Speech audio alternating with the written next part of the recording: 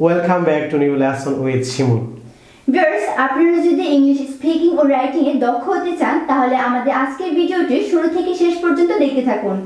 Viewers, English grammar, pronunciation, listening, speaking, reading, writing ও vocabulary শিখতে এক্ষুনি নিচে সাবস্ক্রাইব বাটনটিতে ক্লিক করে আমাদের চ্যানেলটি সাবস্ক্রাইব করে রাখুন। তাছাড়া পাশে যে বেল আইকনটি আছে সেটাতে ক্লিক করে রাখুন যাতে ইউটিউব থেকে আপনি আমাদের পরবর্তী লেসন সম্পর্কে নোটিফিকেশন পান। লাভলি ভিউয়ার্স, আজকের লেসনটিতে শুরু থেকে শেষ পর্যন্ত আমার সঙ্গে যে দুজন আছেন আমি তাদেরকে আপনাদের সঙ্গে পরিচয় করে দিচ্ছি। আমি আফরোজা ইসলাম। আমি পুনম জাহান। ভিউয়ার্স, আমরা আজকে আপনাদেরকে যে লেসনটি প্র্যাকটিস করে যাচ্ছি সেটি হচ্ছে আমার লেখা an adviser of communicative English grammar and language বইয়ের 442, 43 এবং 44 পৃষ্ঠা থেকে আজকে আমরা আপনাদেরকে প্র্যাকটিস করে যাচ্ছি। Viewers, English grammar, pronunciation, listening and speaking, reading, writing, vocabulary সহ ইংরেজি ভাষায় দক্ষ হতে স্যারের লেখা অ্যাডভাইজার বইটি ফলো করতে পারেন। Viewers, important sentences for speaking and writing with English to Bengali conversation lesson 1. Viewers, আজকের এই পর্বে আমরা আপনাদেরকে প্রথমেই able to লেসনটি প্র্যাকটিস করে যাচ্ছি। ভিউয়ার্স, able to বাংলা অর্থ হচ্ছে সক্ষম। ভিউয়ার্স, বর্তমানে কেউ কোনো কিছু করতে সক্ষম করতে স্ট্রাকচারটি হবে প্রথমেই subject plus am is are plus able to plus V1 plus object plus extension. Viewers, V1 means base from, ভার্বের base from হবে। Viewers, আমি প্রথমে আপনাদেরকে ছোট কিছু বাক্য ওরালি প্র্যাকটিস করাচ্ছি, আমি বলবো আপনারা আমার সাথে রিপিট করবেন।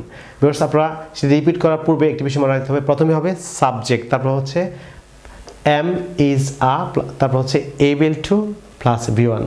Viewers, যেমন আমি খেতে সক্ষম, I am able to eat, আমি যেতে সক্ষম, I am able to go, আমি আসতে সক্ষম, I am able to come, আমি বসতে সক্ষম, I am able to sit, আমি দাঁড়াতে সক্ষম, I am able to stand, আমি পড়তে সক্ষম, I am able to read, আমি লিখতে সক্ষম, I am able to write, আমি বলতে সক্ষম, I am able to say, আমি কথা বলতে সক্ষম, I am able to speak, আমি শিখতে সক্ষম, I am able to learn, আমি শিখাতে সক্ষম, I am able to teach, আমি হাঁটতে সক্ষম, I am able to walk, আমি দৌড়তে সক্ষম, I am able to run, আমি খেলতে সক্ষম, I am able to play, আমি ঘুমোতে সক্ষম, I am able to sleep.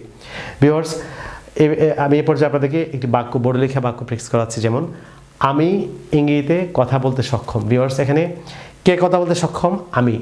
I হচ্ছে সাবজেক্ট, তারপর হচ্ছে আয়ের সঙ্গে অক্সিলারি ভার্ব এম হবে, আই এম, তারপর হচ্ছে able to, তারপর V1 কথা বলা, স্পিক, তারপর ইংরেজিতে ইন ইংলিশ।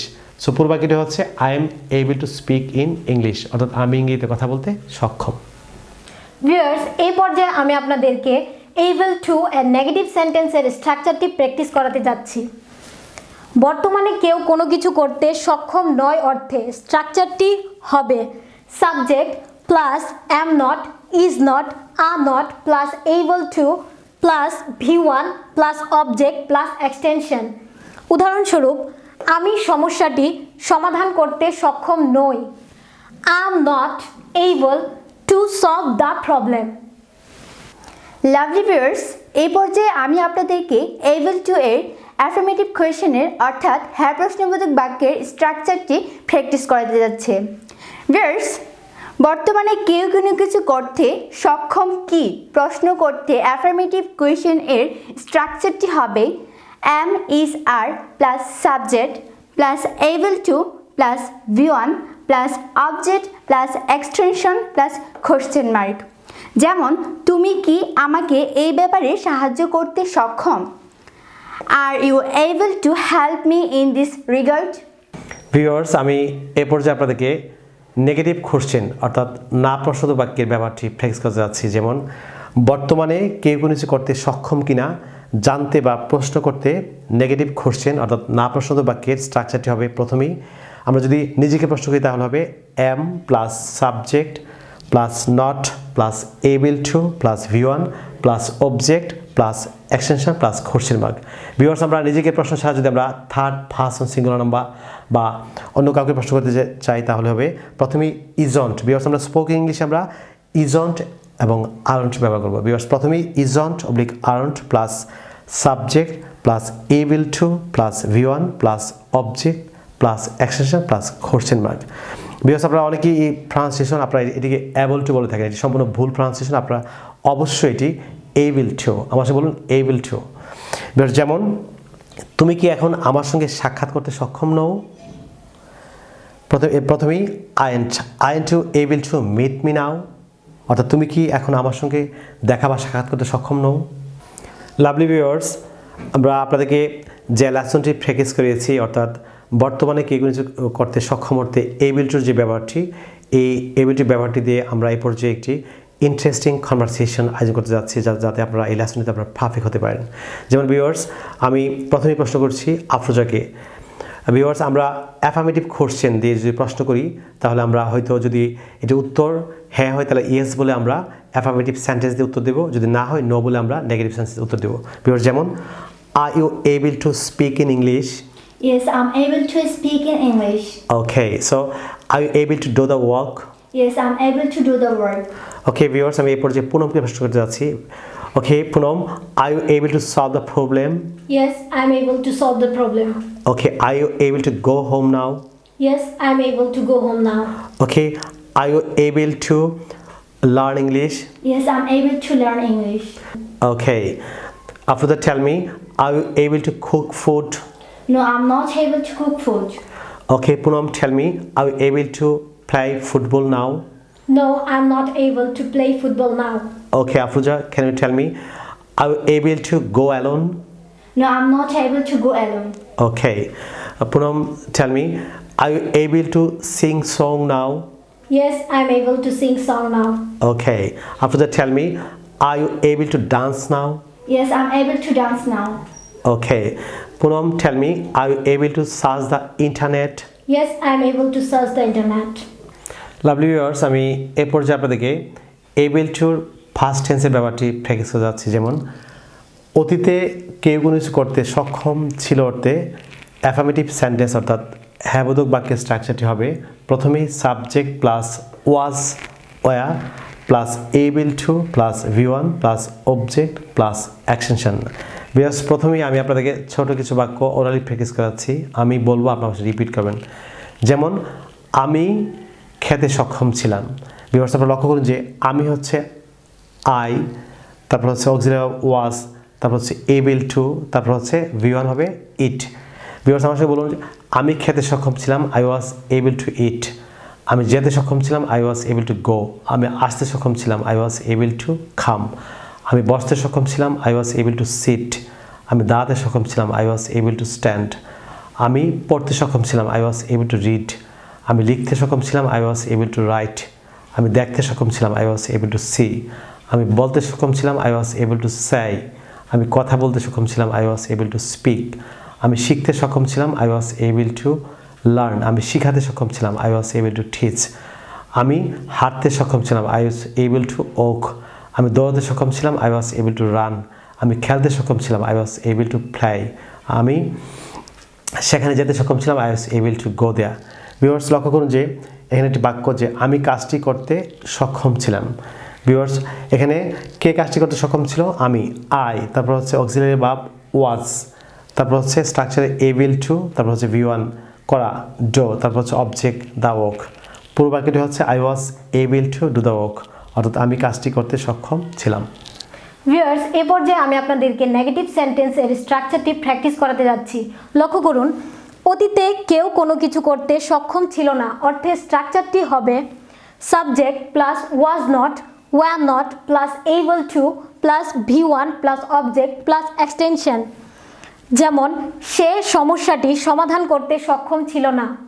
এখানে আমরা হি অথবা শি ব্যবহার করতে পারবো। পুরুষের ক্ষেত্রে হি, মহিলার ক্ষেত্রে she. He wasn't able to solve the problem.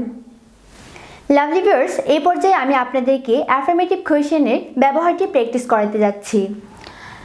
অতীতে কেউ কোনো কিছু করতে সক্ষম ছিল কি জানতে বা প্রশ্ন করতে অ্যাফার্মেটিভ কোয়েশ্চেনের স্ট্রাকচারটি হবে was oblique were plus subject plus able to plus V one plus object plus extension plus question mark. যেমন তুমি কি গতকাল লোকটিকে সাহায্য করতে সক্ষম ছিলে?